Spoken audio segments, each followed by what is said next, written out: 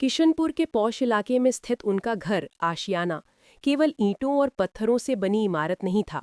ये रिया और रोहन की 20 साल लंबी शादी की कहानी थी। 20 साल, दो अलग अलग लोग एक होकर रहे, दो बच्चों को पाला और असंख्य खुशियों और छोटी मोटी लड़ाइयों को जिया। किचन में रिया रोज की तरह खाना बना रही थी। उसकी हथेली को पतीले के गर्म हैंडल को छूने की आदत थी। उसकी नाक को प्याज और मसालों की मिली-जुली खुशबू की आदत थी। सब कुछ एक स्थापित लय में था। उसका बेटा आरव, जो अब इंजीनियरिंग की पढ़ाई कर रहा था, अपने कमरे में बैठकर लैपटॉप पर किसी प्रोजेक्ट में डूबा था। उसकी बेटी मीरा 10वीं क्लास के बोर्ड एग्जाम की तैयारी में जुटी थी।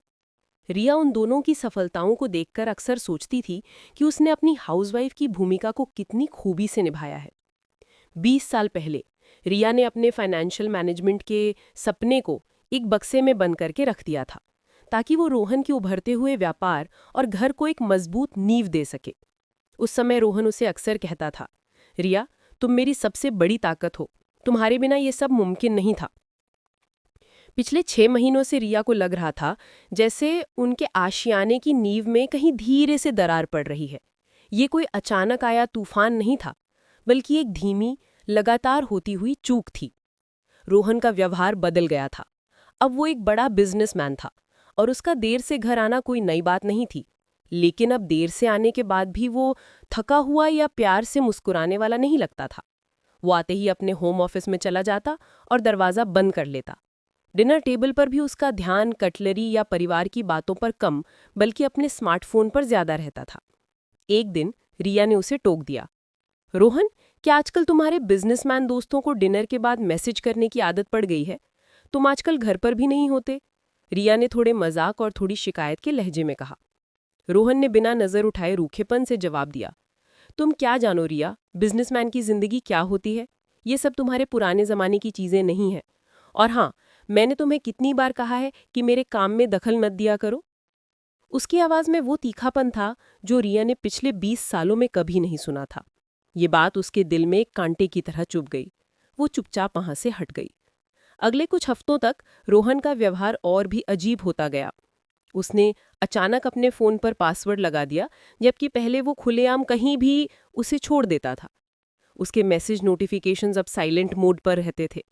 एक रात लगभग 11 बजे रिया पानी पीने के लिए उठी।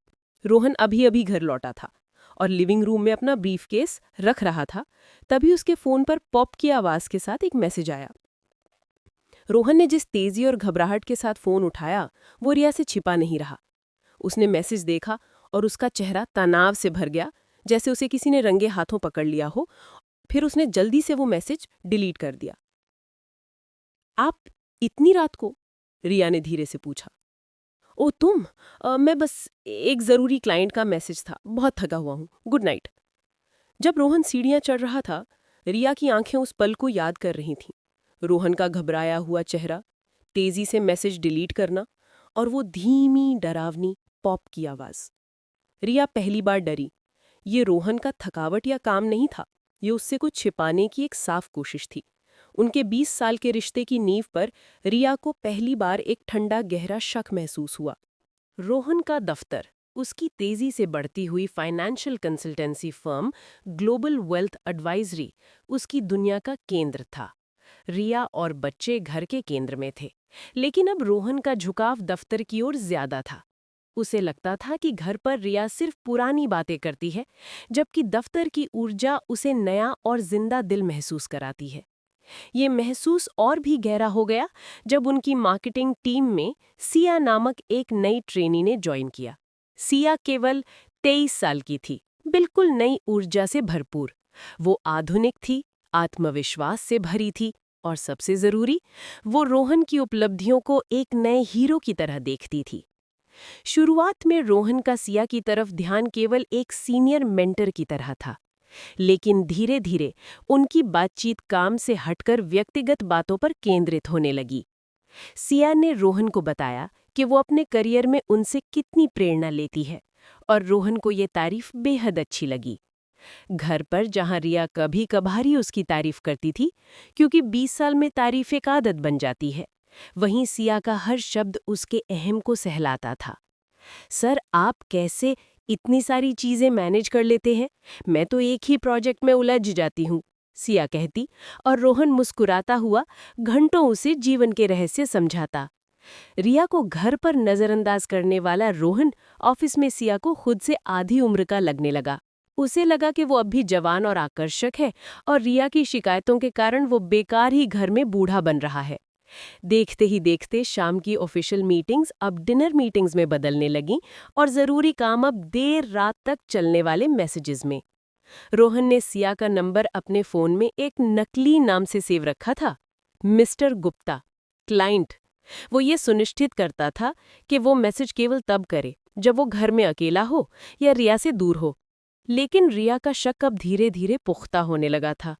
उसने रोहन के फोन पर बिना खोले कई बार एक ही नंबर से बार बार आती हुई चैट नोटिफिकेशंस देखी थीं। हर बार जब वो रोहन के पास आती, वो तेजी से फोन को पलट देता या जोरदार काम की बात करने लगता। एक सोमवार की रात रोहन नहाने के लिए गया था। रिया किचन साफ कर रही थी जब रोहन के फोन पर एक मैसेज आया। वो स्क्रीन लॉक था, लेकिन प्रीव्यू में मैसेज दिख रहा था। नाम था मिस्टर गुप्ता, क्लाइंट, और मैसेज में लिखा था, आज की मीटिंग बहुत मजेदार थी रोहन, घर पर सब ठीक है, कल मिलते हैं, हार्ट।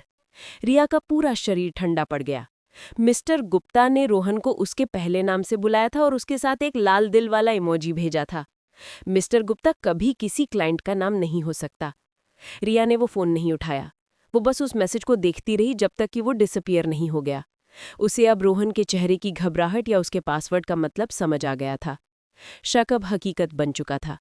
रिया के 20 साल के संसार में तीसरा कदम पड़ चुका था। अब उसे बस ये तय करना था कि वो इस हकीकत का सामना कैसे करेगी। आगे क्या होगा? रिया और रोहन का सामना कैसा होगा? रात के 9 बज रहे थे। घर की हवा इतनी भारी थी कि सांस लेना भी मुश्किल लग रहा था। रिया ने बच्चों को उनके कमरों में भेजा और इंतजार करने लगी। उसने कोई तैयारी नहीं की थी, न रोने की, न चिल्लाने की। उसके अंदर 20 साल की वफादारी, जो अब टूट चुकी थी, एक ठोस चट्टान की तरह बैठी थी। जब रोहन घर आया तो उसने अपनी आंखों में एक बनावटी थकावट दिखाने की कोशिश की। रिया, तुम अभी तक जाग रही हो? उसने सामान्य होने का दिखावा करते हुए पूछा। रिया ने कोई जवाब नहीं दिया। उसने रोहन के सामने डाइनिंग टेबल पर उसका फोन रख दिया। मिस्टर गुप्ता, क्लाइंट, रिया ने धीमी सधी हुई आवाज में कहा। क्या ये आपके व्यापार की कोई नई शब्दावली है रोहन? या क्या ये किसी ऐसे व्यक्ति का कोड नेम है जिसके लिए आपने 20 साल की शादी को एक मजाक बना दिया है? रोहन का चेहरा पीला पड़ गया। पकड़ा जाना और इतने सीधे तरीके से सामने आना उसकी उम्मीद से बाहर था। वो तुरंत अपनी बचाव की मुद्रा में आ गया। ये क्या बकवास है रिया? तुम मेरा फोन क्यों चेक कर रही हो? तुम्हें मुझ पर जासूसी करने का हक किसने दिया? रोहन ने चीख कर कहा। तुम हर बात को शक की निगाह से देखती हो। तुम मुझे चैन से काम भी नहीं करने देती। शक? रिया की आवाज अब थोड़ी ऊंची हुई। जब एक पति अपने बच्चों की मां से अपनी बातचीत छुपाने के लिए पासवर्ड लगाता है और मिस्टर गुप्ता के नाम से आई मिस यू वाले मैसेज आते हैं तो ये शक नहीं, सच्चाई होती है। ठीक है, हाँ, मैं तंग आ गया हूँ। मैं थक गया हूँ इस रोज की ऊब से। तुम वहीं की वहीं हो रिया। तुम एक जगह पर जम गई हो। तुम्हें सिर्फ घर, किचन और बच्चों की फिक्र है। तुम मेरी जिंदगी में कोई उत्साह नहीं छोड़ती। गुस्से में अंधा हो चुका रोहन अब रिया पर हमला करने लगा। वो जानता था कि रिया को सबसे ज्यादा चोट कहाँ पहुंचेगी। तुम बुढ़ी और बोरिंग हो गई हो। क्या तुम्हें लगता है कि मैं 20 साल तक इस बेजान एक जैसी जिंदगी में फंसकर रह जाऊंगा? रोहन ने जहर उगलते हुए कहा। सिया मुझे वो ऊर्जा देती है जो तुमने बहुत पहले खो दी थी। वो मुझे समझती है, उसे पता है कि आज की दुनिया में आगे कैसे बढ़ा जाता है। तुम सिर्फ एक बेकार, यूजलेस अतीत हो। रिया को लगा जैसे उसके सीने में किसी ने सुई चुभो दी हो। बुढ़ी और बोरिंग। जिन सपनों को उसने रोहन के लिए छोड़ा था, आज उन्हीं सपनों को त्यागने के लिए उसे अपमानित किया जा रहा था। ये सिर्फ बेवफाई नहीं थी, ये 20 साल के रिश्ते का अस्वीकार था। अब और नहीं, रोहन ने अपने बैग की ओर बढ़ते हुए घोषणा की। मैं ये सब और नहीं सह सकता। मैंने फैसला कर लिया है, मैं जा रहा हूँ। सिया और मैं, हम साथ होंगे। रोहन ने बिना पीछे मुड़े कुछ कपड़े और जरूरी कागजात अपने ब्रीफकेस में भर लिए। रिया वहीं खड़ी रही। उसके चेहरे पर कोई आंसू नहीं थे। रोहन को लगा कि रिया टूट चुकी है, पर सच तो ये था कि रिया का दिल अब दर्द से सुन्न हो चुका था। जोरदार आवाज के साथ दरवाजा बंद हुआ। रोहन अपनी आज़ादी की तलाश में घर से निकल गया। घर में चुप्पी छा गई, जो 20 साल के रिश्ते के अंत की घोषणा कर रही थी। रिया ने आंखें बंद की। रोहन के अपमान भरे शब्द उसके कानों में गूंज रहे थे। बुढ़ी और बेकार। दरवाजा बंद होने की आवाज रिया के कानों में नहीं, बल्कि सीधे उसकी आत्मा में गूंजी थी। रोहन चला गया और अपने पीछे वो केवल खाली घर नहीं, बल्कि 20 साल के रिश्ते की राख छोड़ गया। रात भर रिया ने रोया। ये आंसू सिर्फ बेवफाई के लिए नहीं थे, ये उस बलिदान के लिए थे जो उसने रोहन के करियर के लिए किया था, और उस अपमान के लिए थे जो उसने उसे लौटाया था। बुढ़ी और बेकार।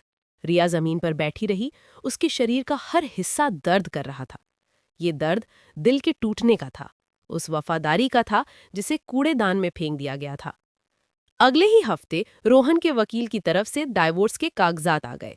रोहन ने बिना देर किए, बिना किसी भावना के रिश्ते को खत्म करने की पहल कर दी थी। रिया ने कागजों पर दस्तखत किए। ये एक ठंडा व्यावसायिक अंत था जो रोहन के बदले हुए स्वरूप को दर्शाता था। एक दिन जब रिया अपने कमरे में गुमसुम बैठी थी, उसकी बेटी मीरा उसके पास आई और उसे कसकर गले लगा लिया। मम्मी प्लीज रोना बंद करो, मीरा ने नम आंखों से कहा। हम आपके साथ हैं, हमें सिर्फ आप चाहिए, पापा नहीं। रिया के बेटे आरव ने भी अपनी पढ़ाई छोड़कर घर के छोटे मोटे काम संभाल लिए थे। उसने रिया से कहा कि हम जानते हैं कि आपने हमारे लिए कितना कुछ सहा है। अब वो समय है जब आप अपने लिए जिएं। बच्चों की आंखों में अपने लिए प्यार और चिंता देखकर रिया को एक गहरा सदमा लगा। उसे एहसास हुआ कि अगर वो इस तरह टूट कर बैठी रही तो वो अपने बच्चों के सामने कमजोरी की एक मिसाल पेश करेगी। वो रोहन के अपमान की वजह से टूटी हुई विक्टिम नहीं बन सकती थी। उसके बच्चों को एक मजबूत माँ चाहिए थी। रिया उठी। उसने अपने आंसू पोंछे और पहली बार उस अपमान को दर्द के बजाय ईंधन के रूप में महसूस किया। रोहन ने उसे बुढ़ी और बेकार कहा था, मानो उसकी कोई कीमत या कोई गुण ना बचा हो। रिया रोहन के पुराने होम ऑफिस को साफ कर रही थी जब उसे एक पुराने बक्से में धूल जमी हुई एक फाइल मिली। ये फाइल उसकी एमबीए फाइनेंस डिग्री पूरी करने के अधूरे प्रयास की थी, जिसे उसने रोहन के कहने पर बीच में छोड़ दिया था। उस कागज को छूकर रिया को अपने दबे हुए सपने की याद आई। 20 साल पहले वो एक टॉप फाइनेंशियल कंसल्टेंट बनने का ख्वाब देखती थी। रोहन ने उसे घर की नींव बनने को कहा था, और अब उसी नींव को उसने बेकार बताकर ठुकरा दिया। रिया ने फाइल को जोर से पकड़ा। रोहन की ताकत हमेशा उसके पैसे और व्यापार में थी। अब रिया ने फैसला किया कि वो भी उसी मैदान में उतरेगी, लेकिन सिर्फ बदला लेने के लिए नहीं। रिया ने मन में संकल्प किया कि वो रोहन के अपमान को अपनी ताकत बनाएगी। वो इतनी सफल बनेगी कि रोहन एक दिन अफसोस करे कि उसने किस बुढ़ी और बेकार औरत को ठुकराया। उसने उसी रात अपनी पुरानी किताबें निकाली और इंटरनेट पे सबसे अच्छे फाइनेंशियल कोर्सेज की खोज शुरू कर दी। रिया टूट गई थी, लेकिन अब उसने खुद को फिर से जोड़ लिया। ये एक नई सुबह थी जो सिर्फ सूरज की रोशनी से नहीं, बल्कि एक नए संकल्प की आग से शुरू हुई थी। क्या रिया अपने सपने को पूरा कर पाएगी? रिया के लिए उस दिन से जीवन एक कठोर ट्रेनिंग ग्राउंड बन गया था। रोहन के जाते ही घर की शांति लौट आई थी, लेकिन वो शांति अब काम और अध्ययन की व्यस्तता से भरी थी। रिया ने अपने टूटे हुए दिल को किनारे रख दिया था, और अब उसका सारा ध्यान एक ही लक्ष्य पर था, परिवर्तन। रिया ने सबसे पहले अपने सपने पर काम शुरू किया। उसने एक प्रतिष्ठित ऑनलाइन प्लेटफॉर्म पर फाइनेंशियल मैनेजमेंट और स्ट्रेटेजिक एनालिसिस का एक गहन कोर्स ज्वाइन किया। 20 साल बाद रिया फिर से एक विद्यार्थी बन गई थी। पढ़ाई इतनी आसान नहीं थी। जहां 20 साल पहले बैलेंस शीट बनाना हाथों का खेल था, वहीं अब उसे जटिल फाइनेंशियल मॉडलिंग सॉफ्टवेयर और बिग डेटा एनालिसिस जैसे आधुनिक कॉन्सेप्ट्स को समझना पड़ रहा था। शुरुआत में वो निराशा से भर जाती थी। देर रात तक जब बच्चे सो जाते थे, रिया अपनी किताबें और लैपटॉप लेकर बैठी रहती। कभी कभी आंसू उसकी नोटबुक पर गिरते, लेकिन वो उन्हें पहुंचकर फिर से डेरिवेटिव्स और इन्वेस्टमेंट रिस्क को समझने में लग जाती। रोहन के व्यापार के कागजात संभालना एक बात थी, और एक अंतर्राष्ट्रीय फाइनेंशियल कंसल्टेंट बनने की तैयारी करना दूसरी। खुशकिस्मती से आरव बेटा उसके लिए सबसे बड़ा तकनीकी सहारा बना। उसने रिया को नए सॉफ्टवेयर और एप्स चलाना सिखाया, और मीरा ने सुनिश्चित किया कि माँ की पढ़ाई के समय घर में पूरी शांति रहे। रिया जानती थी कि ये लड़ाई केवल दिमाग की नहीं है, बल्कि आत्मविश्वास की भी है। रोहन ने उसे बुढ़ी कहा था, लेकिन अब रिया ने उस शब्द को अस्वीकार करने का संकल्प लिया। उसने अपनी दिनचर्या में शारीरिक देखभाल को भी शामिल किया। वो हर सुबह उठकर योगा और तेज वॉक करने लगी। धीरे धीरे उसके शरीर में ताजगी और ऊर्जा लौटने लगी। उसने अपने पहनावे को भी बदला। सादगी भरी साड़ियों की जगह रिया अब पेशेवर और शार्प दिखने वाले वेस्टर्न बिजनेस वेयर जैसे ब्लेजर्स और ट्राउजर्स पर ध्यान देने लगी। ये परिवर्तन सिर्फ दिखावे के लिए नहीं था। जब वो आईने में खुद को देखती तो उसे अपनी पुरानी घरेलू छवि के बजाय एक सशक्त, तैयार प्रोफेशनल नजर आता। ये दृश्य उसे और ताकत देता था। रिया का हर पसीना, हर देर रात की जागृति रोहन के अपमान के विरुद्ध एक शांत, शक्तिशाली बदला था। उसका संकल्प स्पष्ट था। वो अब रोहन की परछाई में नहीं जिएगी। वो अपनी खुद की एक ऐसी पहचान बनाएगी जो इतनी बड़ी और मजबूत होगी कि रोहन को एक दिन उसे दूर से देखने के लिए मजबूर होना पड़ेगा। रिया का आंतरिक ट्रांसफॉर्मेशन पूरा हो चुका था। अब बारी थी बाहरी दुनिया में अपनी जगह बनाने की। अपने फाइनेंशियल कोर्स को सफलतापूर्वक पूरा करने के बाद रिया ने नौकरी की तलाश शुरू की। 20 साल का गैप उसके रिज्यूमे पर एक बड़ा सवालिया निशान था। इंटरव्यू में हर कोई उसकी दक्षता पर शक करता था। कई बार अस्वीकृत होने के बाद रिया को आखिरकार एक छोटी, उभरती हुई फाइनेंस फर्म में जूनियर पोर्टफोलियो सपोर्ट एनालिस्ट की नौकरी मिल गई। ये एक छोटी नौकरी थी, लेकिन रिया के लिए ये रणभूमि थी, जहां उसे अपनी नई पहचान साबित करनी थी। रिया जब दफ्तर में दाखिल हुई तो उसे एहसास हुआ कि वो उम्र में सबसे बड़ी थी। उसके आसपास 20 और 30 साल के युवा थे जो नई तकनीक और तेज रफ्तार से काम करने के आदी थे। शुरुआत के हफ्ते बेहद मुश्किल थे। रिया का दिमाग तेज था, लेकिन उसकी रफ्तार धीमी थी। एक युवा, अति आत्मविश्वासी सहकर्मी आकाश अक्सर रिया के धीमे काम पर आंखों से इशारे करता था। उसे लगता था कि एक 40 प्लस उम्र की महिला इस तेजी के माहौल में क्या कर पाएगी। मैम, आपने ये फॉर्मूला तो 20 साल पहले पढ़ा होगा ना? अब सब क्लाउड बेस्ड है, आपको तेजी दिखानी होगी। रिया ने उस अपमान को चुपचाप पी लिया। उसका ध्यान किसी भी बहस में नहीं था, उसका ध्यान सिर्फ सीखने पर था। रिया की लगन ने जल्द ही उसे बाकियों से अलग कर दिया। जहां युवा कर्मचारी शाम को अपनी पार्टियों और सोशल लाइफ के लिए भागते थे, वहीं रिया अपनी मेज पर बैठी रहती थी। वो अपने लंच ब्रेक को भी सीखने में इस्तेमाल करती थी। रिया काम के सारे मैनुअल पढ़ती, नए फाइनेंशियल सॉफ्टवेयर पर देर रात तक अभ्यास करती और ये सुनिश्चित करती कि उसके द्वारा जमा की गई हर रिपोर्ट दोष रहित हो। रिया जानती थी कि उसे केवल खुद को साबित नहीं करना है, बल्कि 20 साल के गैप को भरना है। उसकी डेस्क पर रखी एक छोटी सी फोटो जिसमें उसके बच्चे मुस्कुरा रहे थे, उसे हर सुबह आगे बढ़ने की प्रेरणा देती थी। वो अब रोहन पर निर्भर नहीं थी, वो अपनी कमाई से अपने घर और बच्चों की फीस भर रही थी। घर पर रिया के बच्चे उसका सबसे बड़ा सहारा बन गए थे। उन्होंने ना सिर्फ अपनी जिम्मेदारी संभाली, बल्कि वो रिया की चीयर लीडर भी बन गए थे। मीरा ने कभी शिकायत नहीं की कि माँ आज भी थकी हुई है या खाना नहीं बना पाई। आरव रात को चुपके से रिया की मेज पर एक कप कॉफी और एक छोटा सा नोट रख देता था। मम्मी, आप कमाल हो, आप कर सकती हो, माइनस आरव। रिया को एहसास हुआ कि इस छोटे से संघर्ष में उसने एक बड़ी जीत हासिल की है। वो अपने बच्चों को ये सिखा रही थी कि गिरना मायने नहीं रखता, मायने रखती है हर बार उठने की हिम्मत। धीरे धीरे ऑफिस में भी चीजें बदलने लगीं। लोगों ने उसकी मेहनत देखी। आकाश अब उसे मजाक नहीं करता था, बल्कि कभी कभी अपनी उलझनें सुलझाने के लिए उसके पास आने लगा था। रिया की पहली जंग मुश्किल थी, लेकिन उसने छोटे कदम मजबूती से रखे थे। अब वो आगे बढ़ने के लिए तैयार थी। रोहन के लिए रिया को छोड़कर सिया के साथ नई जिंदगी शुरू करना शुरू में आजादी का उत्सव जैसा था। वो और सिया शहर के एक फैशनेबल और महंगे अपार्टमेंट में शिफ्ट हो गए थे। रोहन को लगा कि उसने पुरानी ऊब भरी जिंदगी को छोड़कर एक रोमांचक नया अध्याय शुरू किया है। शुरुआती महीनों में सब कुछ परफेक्ट था। सिया की जवानी और उत्साह रोहन को ऊर्जा देता था। वो उसे पार्टियों में ले जाती, नए नए लोगों से मिलवाती और रोहन को वाकई महसूस होता था कि उसने जवानी वापस पा ली है। सिया का स्वभाव रिया से बिल्कुल विपरीत था। रिया बचत, निवेश और भविष्य की योजना पर विश्वास रखती थी। सिया वर्तमान में, ब्रांड्स पर और अनुभवों पर विश्वास करती थी। सिया का खर्च करने का तरीका रोहन को शुरू में आधुनिकता का प्रतीक लगा, लेकिन जल्द ही ये एक असहनीय बोझ बन गया। हर महीने उसके महंगे डिजाइनर कपड़े, नए गैजेट्स और महंगे रेस्टोरेंट में डिनर का बिल रोहन के बजट को निचोड़ रहा था। रोहन, आपको अपनी इमेज में और इन्वेस्ट करना चाहिए। आपकी कार बहुत पुरानी हो गई है, सिया अक्सर कहती। आजकल के बिजनेसमैन ऐसे नहीं दिखते। रोहन, जो अब सिया को प्रभावित करने की रेस में था, उसके हर खर्च को पूरा करने लगा। उसने अपने बिजनेसमैन होने की दिखावटी पहचान को बनाए रखने के लिए अनावश्यक चीजों पर पैसा लगाना शुरू कर दिया। रोहन का व्यापार स्थिर था, लेकिन उसका आधार रिया की सालों की सावधानी और रूढ़िवादी वित्तीय योजना पर टिका था। रोहन ने अब जब व्यापार में जोखिम भरे निवेश करने शुरू किए और व्यक्तिगत खर्चों को आसमान पर पहुंचा दिया, तो उसका व्यापार डगमगाने लगा। उसे अपने बिजनेस से पैसा निकालकर सिया के खर्चों को पूरा करना पड़ रहा था। ये एक ऐसा कदम था जो रिया ने कभी नहीं उठाने दिया होता। एक शाम रोहन और सिया के बीच पहली गंभीर लड़ाई हुई। रोहन ने जब एक और महंगे शॉपिंग बिल पर आपत्ति जताई, तो सिया भड़क उठी। आप बदल गए हैं रोहन। जब मैंने आपके लिए अपनी नौकरी छोड़ी तो मैंने सोचा था कि आप एक सफल आदमी हैं। अब आप एक एक पैसे का हिसाब पूछ रहे हैं। आप बूढ़े और कंजूस होते जा रहे हैं, सिया ने चिल्लाकर कहा। रोहन को सिया के मुंह से बूढ़ा शब्द सुनकर एक गहरा धक्का लगा।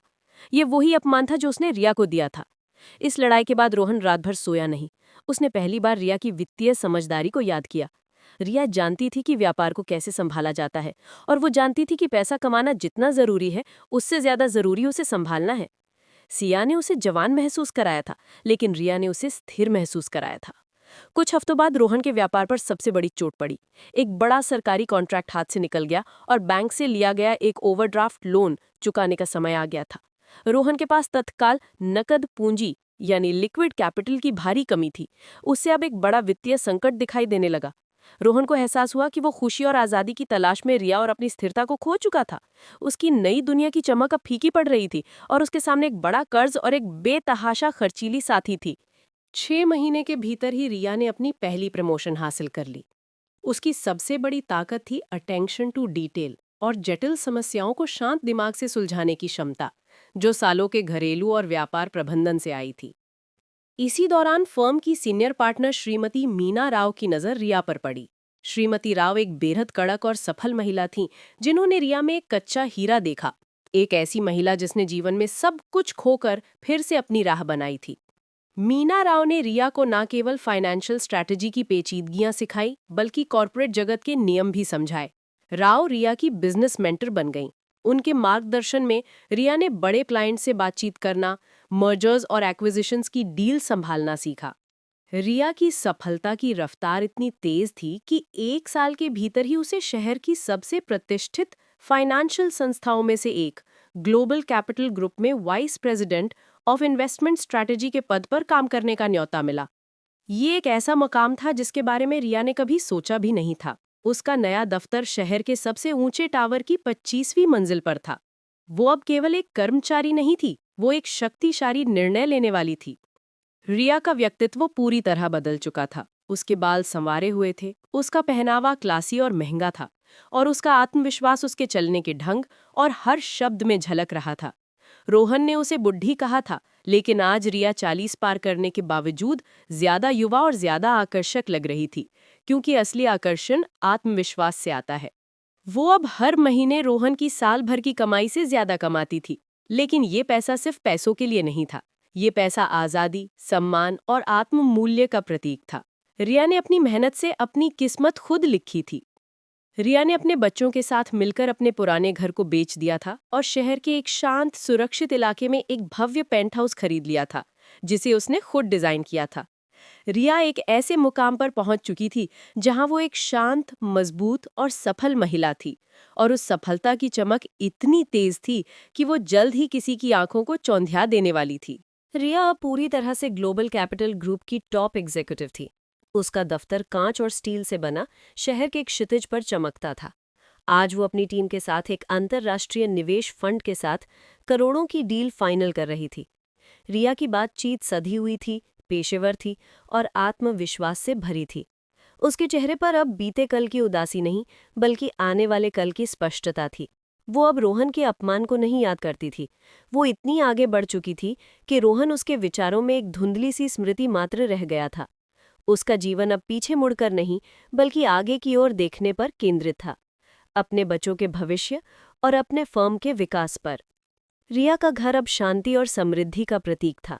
उसने अपने बच्चों को न केवल वित्तीय सुरक्षा दी थी, बल्कि अपनी मेहनत से बनी सफलता का सबसे बड़ा पाठ भी सिखाया था।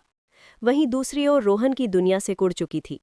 रिया के जाने के 3 साल बाद उसकी फर्म ग्लोबल वेल्थ एडवाइजरी दिवालियेपन के कगार पर थी। सिया का खर्चीला स्वभाव और रिया की वित्तीय सावधानी की कमी दोनों ने मिलकर रोहन के व्यापार को खोखला कर दिया था। रोहन का पहले वाला आकर्षक आत्मविश्वास अब चिंता और हताशा में बदल चुका था। उसके बाल सफ़ेद होने लगे थे और उसकी आंखें नींद की कमी से लाल रहती थीं। उसे लगा कि उसकी सारी ताकत और सारा पैसा कहीं हवा में गायब हो गया है। सिया अब अक्सर रोहन से लड़ती थी। आपके पास पहले भी पैसा था रोहन, अब क्या हुआ? क्या आप अपने वादे पूरे नहीं कर सकते? वो चिल्लाती थी। रोहन को रिया की स्थिर शांत मौजूदगी की कमी महसूस होने लगी थी। उसे याद आता था कि रिया कैसे हर संकट को शांति से संभाल लेती थी, जबकि सिया हर संकट को और गहरा कर देती थी। रोहन अब अपनी पुरानी साख बचाने के लिए छोटे बड़े बैंकों के चक्कर लगा रहा था। उसे बाजार में एक बड़े लोन यानी कर्ज की सख्त जरूरत थी, ताकि वो अपने डूबते हुए व्यापार को बचा सके। रोहन की पेशेवर और सामाजिक दुनिया पूरी तरह से अलग हो चुकी थी। वो जानता भी नहीं था कि ग्लोबल कैपिटल ग्रुप जैसा कोई कॉर्पोरेट टाइटन मौजूद है, और अगर जानता भी था तो वो कभी सपने में भी नहीं सोच सकता था कि वो वहां दरवाजे पर दस्तक दे सकता है। उसे नहीं पता था कि जिस कंपनी से वो अपनी आखिरी उम्मीद लेकर ऋण लेने जाने वाला था, उसकी सबसे महत्वपूर्ण इन्वेस्टमेंट स्ट्रैटेजी एक ऐसी महिला के हाथ में थी जिसे उसने 3 साल पहले बुढ़ी और बेकार कहकर छोड़ दिया था। रोहन ने अपनी फाइलें उठाईं।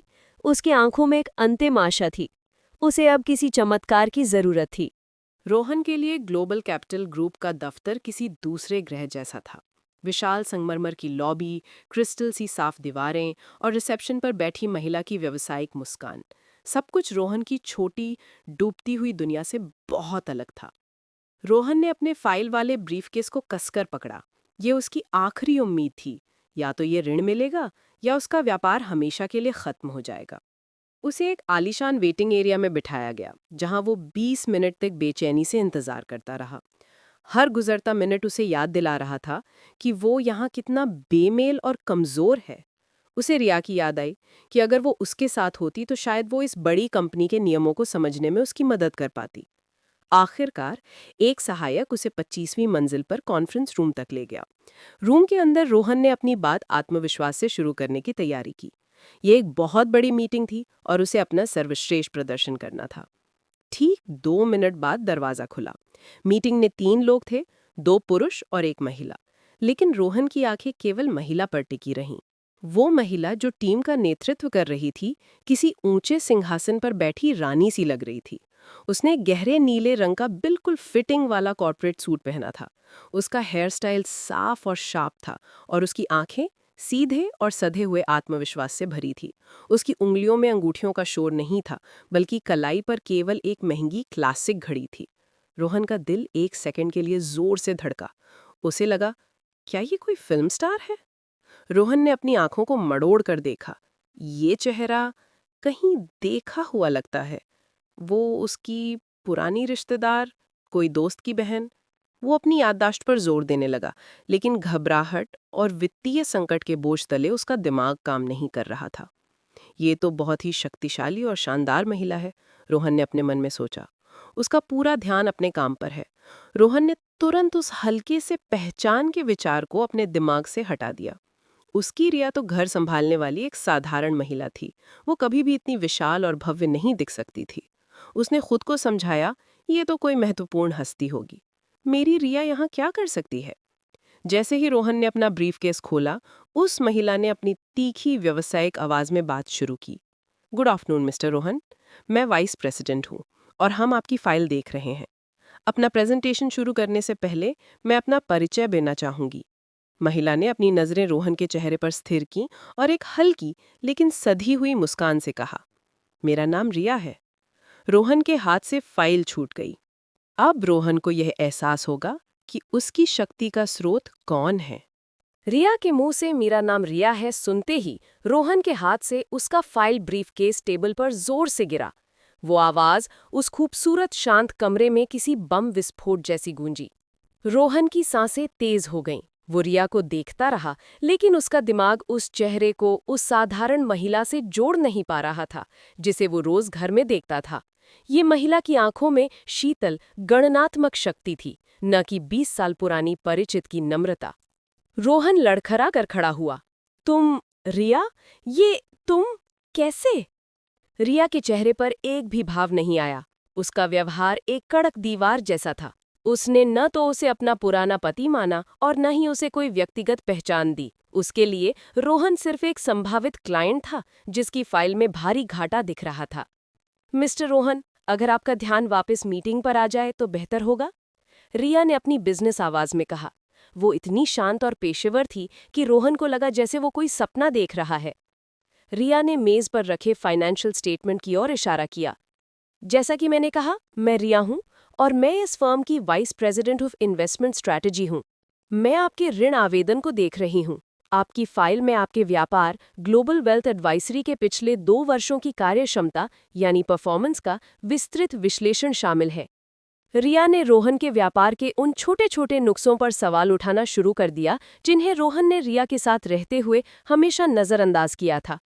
आपका नकद प्रवाह यानी कैश फ्लो क्यों इतना अनियमित है और आपकी एसेट लायबिलिटी रेशियो क्यों इतनी कम है मिस्टर रोहन? रिया ने पूछा।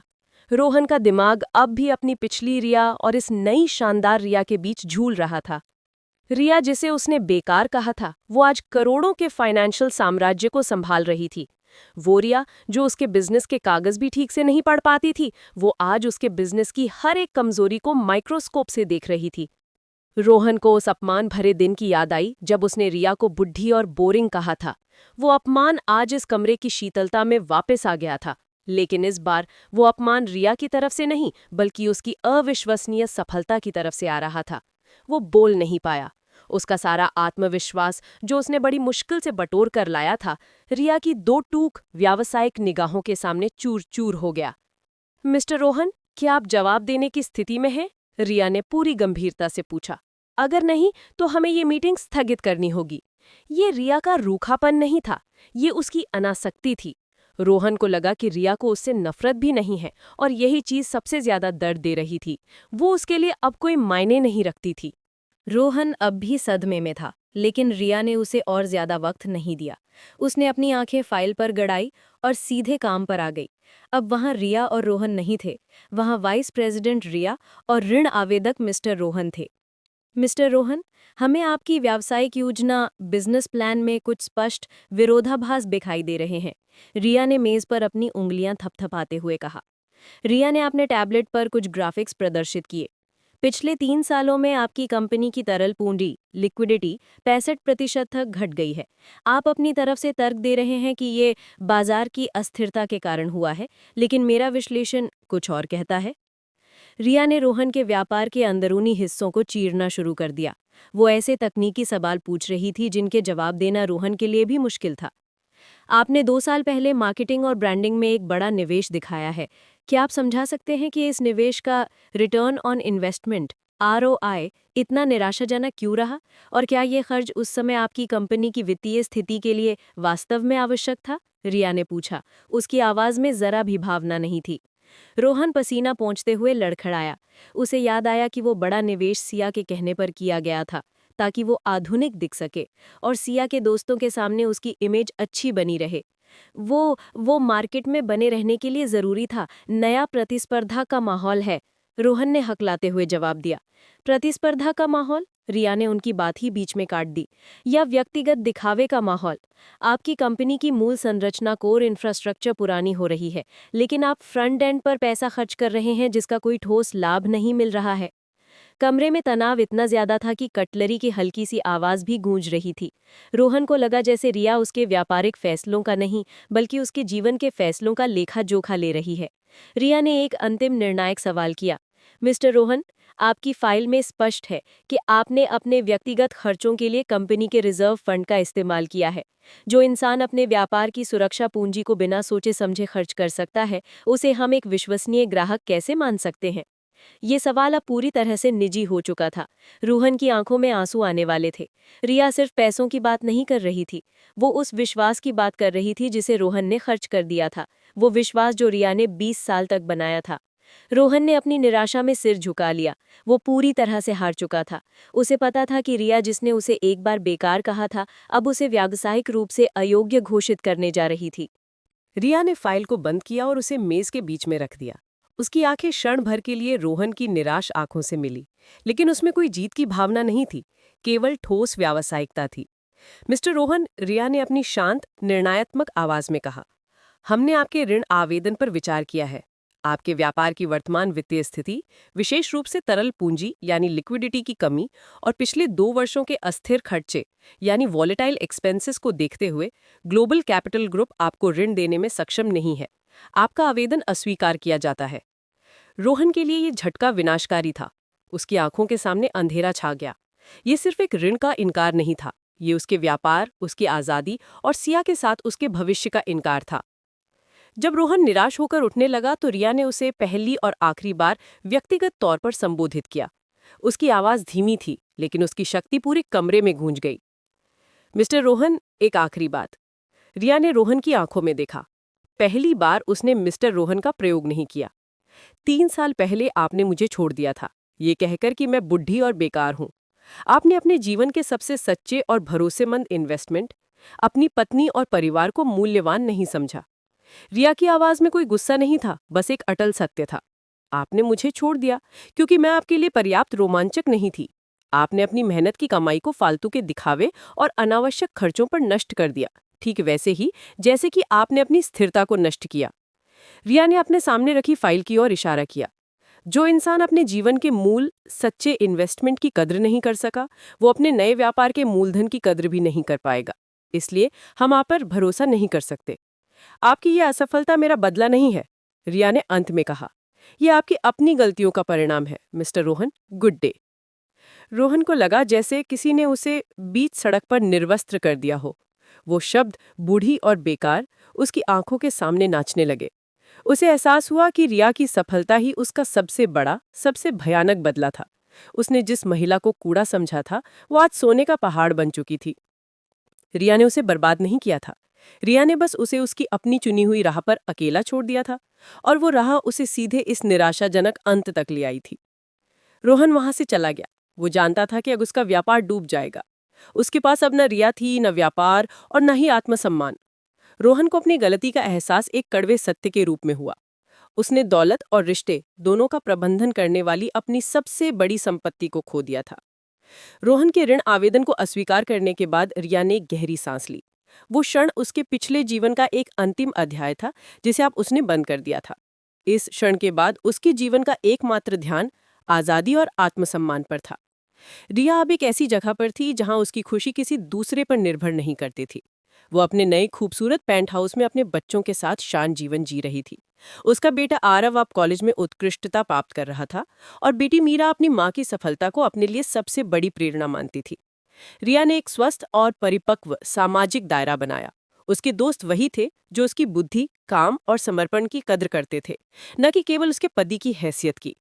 वो अक्सर चैरिटी इवेंट्स में भाग लेती थी और नई महिला उद्यमियों को सलाह भी देती थी।